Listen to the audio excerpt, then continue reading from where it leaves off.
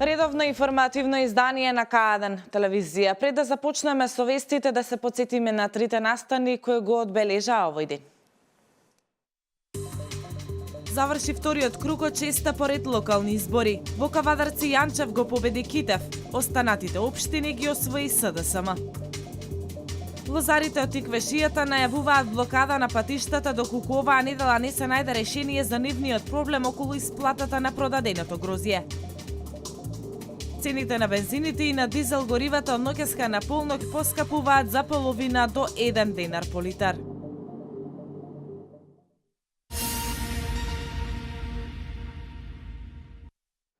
ВМРО ДПМН ја прослави победата во Кавадарци. Новиот татко на градот е Митко Јанчев. Тој ја освои довербата од кавадарчани со 13.180 гласови наспроти кандидатот на СДСМ Бетијане Китев, кој имаше 11.538 гласа. Излезноста беше 76,62%. Кавадарци го доби новиот градски татко. Тоа е Митко Јанчев, кој на вториот круг од локалните избори извојува убедлива победа со 1642 гласа повеќе од против кандидатот на СДСМ Бетијан Китев. Јанчев ќе седне во градоначалничката фотелја со освоени 13.180 гласа, додека пак Китев имаше 11.538 гласови. Голем број на симпатизери и членови на ВМРО ДПМН ја прославија победата на градскиот плоштад, а Јанчев, заблагодарувајќи се, рече дека на локалните избори победиле граѓаните. Кавадарци е убава општина, ќе биде и најубава општина. Ние во Кавадарци денеска добивме градоначалник кој што знае да работи и знае да менаџира со општинскиот буџет. Јас лично вам сакам да ви заблагодарам за максималната поддршка. Имавме многу тешки периоди, тешко време и тешка кампања.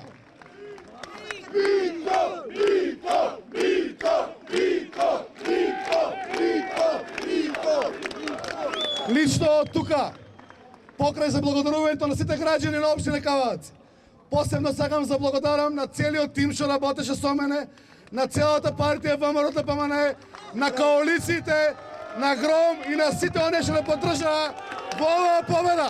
Јанчев вели дека е отворен за соработка и со противничкиот табор, само доколку се работи за интересите на кавадарчани и кавадарци. Ќе соработувам со секого, без разлика од која партија е, само во интерес на градот, порача тој. Мене ми е жал за против кандидатот што изгуби. Али му останува правото место во парламентот. Таму ќе се ја тера работата, не останува на улица. Еве, од моје лично име, после мојот мандат земење на официјалната функција, го поканувам на првото кафе да го пие со мене. И да разговараме за Кавадарци и само за Кавадарци. За никој друг. Кавадарци доби историска можност да го одбери правиот човек. Прав потек, права одбрана вистина, ќе го видиме тоа за брзо време. Ќе се исправиме, ќе одиме многу напред. Кавадарци ќе добие нова иднина и нова перспектива. Тој вети реализација на предизборната програма, за која, како што рече, била направена 85% врз основа на буџетот на општинската каса. Вчерашниот изборен ден во Кавадарци помина во мирна атмосфера. Единствено, позабележително беше зголемениот број на полициски службеници низ градот и на гласачките места. Излезеноста беше 76,62%, односно гласале вкупно 25.034 граѓани.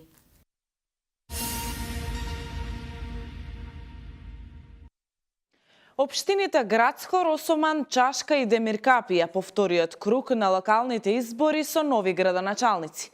Вториот круг од изборите во овие општини според првичните информации од теренот завршил со забележани мали нерегуларности. Но дали некој од учесниците до Државната изборна комисија ќе поднесе пријава за неправилностите, ќе се знае откако ќе истечат со закон определените 48 часа. И Грацко, Росоман, Чашка и Демиркапија добија нови градоначалници. Вториот круг од локалните избори во овие општини според првичните информации од теренот завршил со забележани мали нерегуларности. Дали некој од учесниците до ДИК ќе поднесе пријава за неправилностите ќе се знае откако ќе истечат со закон определените 48 часа. Првичните резултати за освоени гласови за градоначалничките места ДИК веќе ги објави на својата веб страна. Во општина Чашка победник е кандидатот на коалицијата предводена од СДСМ. Горан Стојановски освои 2253 гласови, додека неговиот против кандидат Горан Чопановски 890. Во општина Грацко од вкупно запишаните избирачи правото на глас го искористиле 71,91%. Од нив 43,22% или 978 гласачи гласале за кандидатот на коалицијата предводена од ВМРО ДПМН Жанета Чаушевска, додека за кандидатот на СДСМ Роберт Бешовски гласале 1211 гласачи или 53,51%. Актуелниот градоначалник на Демиркапија во вториот круг од овие избори загуби од кандидатот на СДСМ Лазар Петров. Трајче Димитриев освои 1228 гласови, додека Петров 400 повеќе, или 1627. Демиркапициот Петров очекуваат да дените ветувања да бидат исполнети. Па има за работа доста уште некои комунални работи, неки тука се отворат. Да се асфалтират улици, канализацијата, за младината повеќе да има нешто, да се отворат некои. Има доста работи што треба да се завршат. Има завршено стариот. Добар беше стариот, те речи меганачалник, не беше лош. Прво работувањето не е многу на ниско ниво.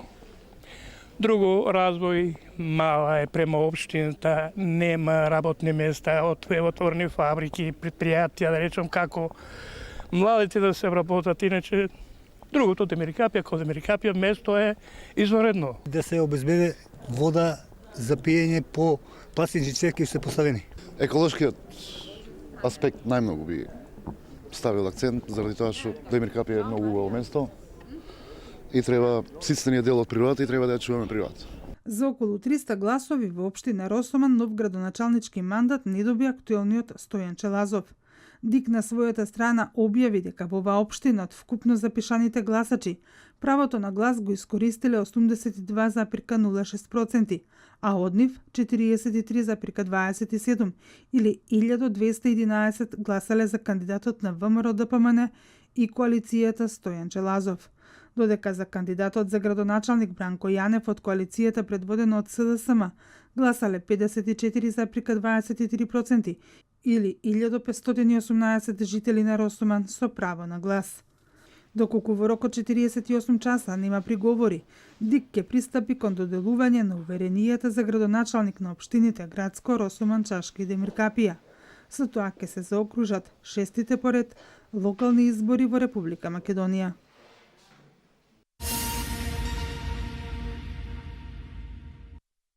Тече рокот за приговори до Државната изборна комисија за гласањето во вториот круг од локалните избори. Партиите по вчерашниот втор круг од локалните избори имаат рок од 48 часа по завршување на гласањето да поднесат приговори до Државната изборна комисија.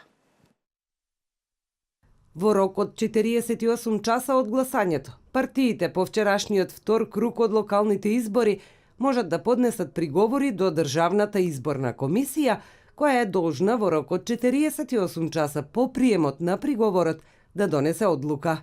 Против одлуката на ДИК може да се поднесе тужба до Управниот суд во рок од 24 часа од приемот на решението. Управниот суд на Република Македонија пак по жалбата е должен да донесе одлука во рок од 48 часа по нејзиниот прием. Вчера до ДИК имаше поднесено 4 приговори од граѓани кои не биле запишани во избирачкиот список, но комисијата ги одбила зашто граѓаните извадиле лични документи по завршувањето на јавниот увид.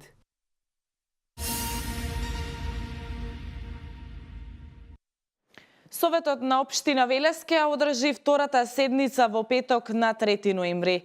Советниците ќе дебатираат на 24 точки кои се на дневен ред. Од првата до 10-та точка се предлог решение за избор на председател и членови на комисијата за финансирање и буџет и локален економски развој, статут и прописи, урбанизам, комунални дејности и заштита на животната средина.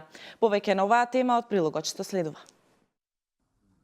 Втората седница на Советот на општина Велес ќе се одржи в петок на 3 ноември. На истата се поставени 24 точки на дневен ред. Од првата до 10-та точка се предлог решение за избор на председател и членови на комисијата за финансирање и буџет и локален економски развој, статут и прописи, урбанизам, комунални дејности и заштита на животната средина.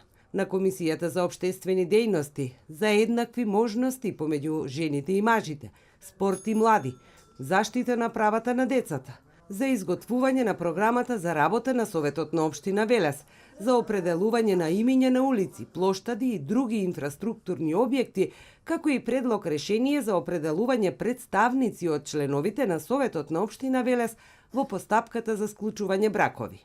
Од 11-та до 24-та точка се нацрт програми и тоа за уредување на градежно земјиште на просторот на општина Велес, изработка на урбанистички планови, за активностите во областа на заштитата и спасувањето, против пожарната заштита и управувањето со кризи, локалниот економски развој, информатичката технологија, заштитата на животната средина, културата, образованието, здравствената заштита, спортот, поддршка на младите, граѓанскиот сектор, промоција и комуникација со јавноста и меѓународна соработка. Сите за 2018 година.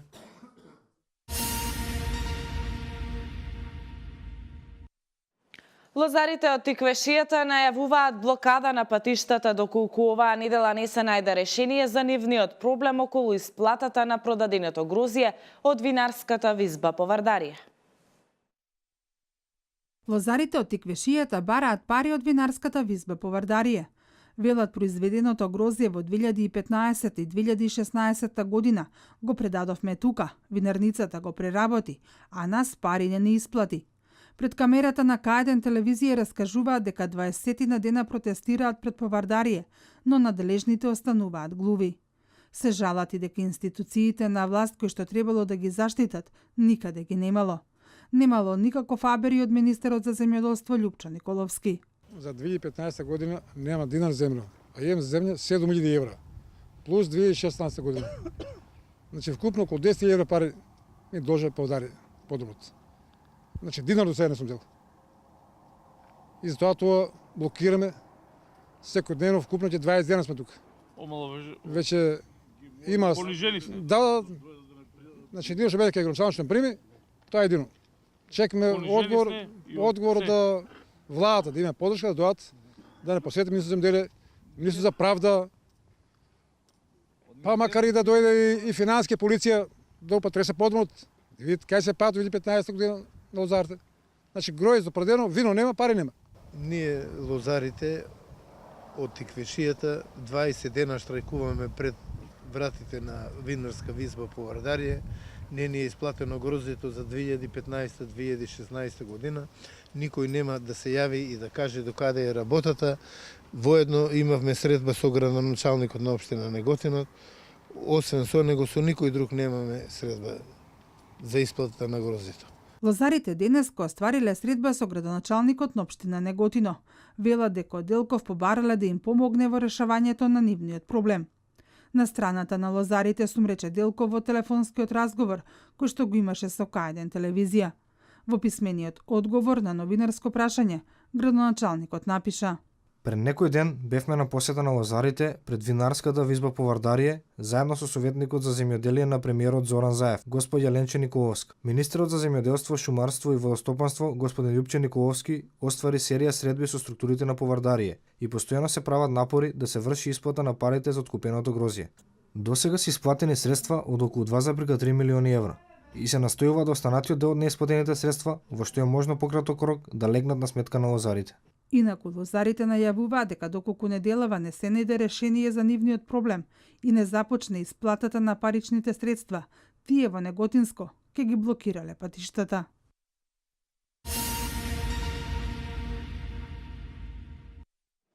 Цените на бензините и на дизел горивата од ноќеска на полнок поскапуваат за половина до 1 денар по литар. Ова го одлучи денеска регулаторната комисија за енергетика.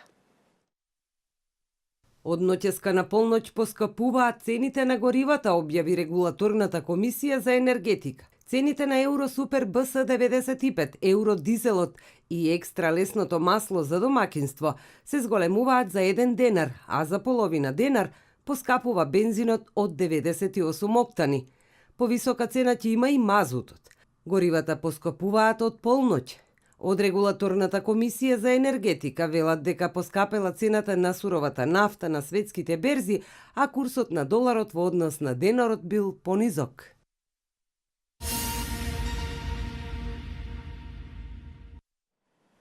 Водостојот на Вардар на сите мерни места вчера беше повисок од вообичаениот за октомври, а кај останатите реки е понизок од просечниот за месецов, информираше управата за хидрометеоролошки работи.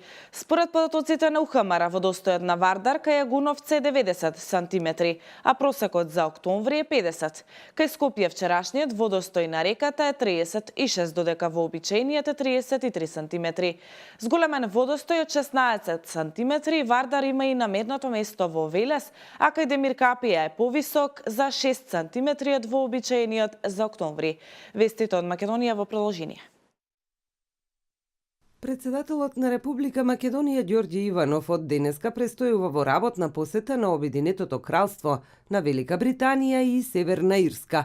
За време на престојот во Лондон, председателот ќе оствари средба со спикерот на долниот дом на британскиот парламент Џон Беркау и со спикерот на горниот дом на британскиот парламент Лорд Фаулер, информираат од кабинетот на председателот.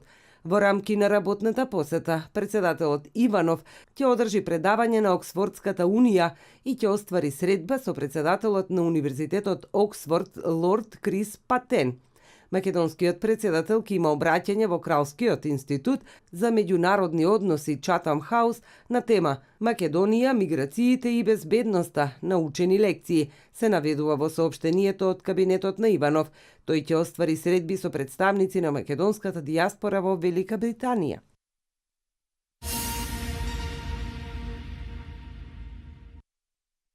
Министерот за надворешни работи на Република Македонија Никола Димитров од 30 октомври до 3 ноември годинава ќе престојува во работна посета на Балтичките земји.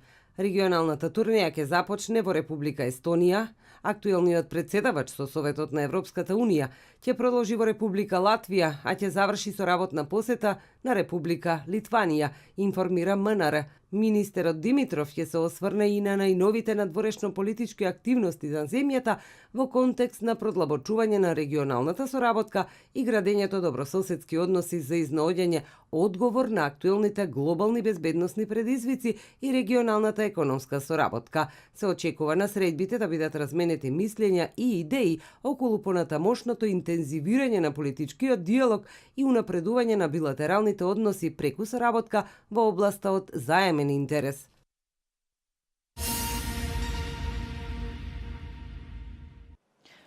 При експлозија во рудникот Уркани во западна Романија, кое што се случи рано утрово, 4 рудари останале затрупани. Спасувачките екипи успеале да извадат 3 од јамата. Сите се тешко повредени и се хоспитализирани во Букурешт. 4-тиот рудар е пронајден без знаци за живот. Тоа е втора експлозија во рудник во Романија за помалку од 1 месец. Вестите од светот. Шпанскиот амбасадор да ја повлече изјавата дадена за грчки весник во која тој вели дека Атина не го поддржува единството на Шпанија. Ројтерс, пренесувајќи го соопштението на грчкото министерство за надворешни работи, пишува дека грчките власти се изненадени од коментарите на амбасадорот на пријателска и сојузничка Шпанија. Шпанскиот амбасадор Енрике Вегера рекол дека добил јасни уверенија за поддршка на шпанското единство од грчката конзервативна опозиција, но не и од левичарската влада на Алексис Ципрас. Во сопштението на грчкото министерство за надворешни работи стои дека со усвојување на аргументите на политичката опозиција, шпанскиот амбасадор се меша во внатрешните работи во Грција.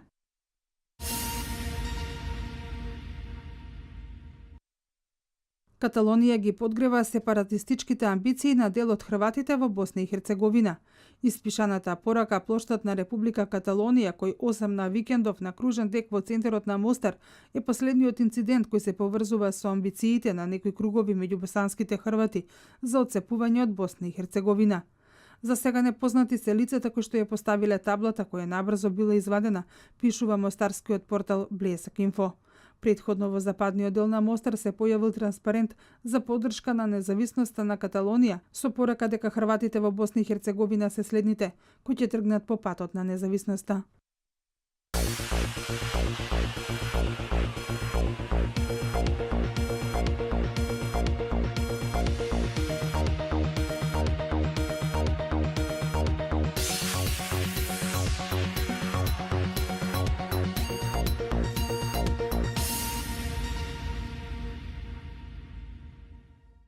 Денеска имавме сончево време со слаб до умерен, а во источните делови долж по Вардарието повремено засилен северен ветер.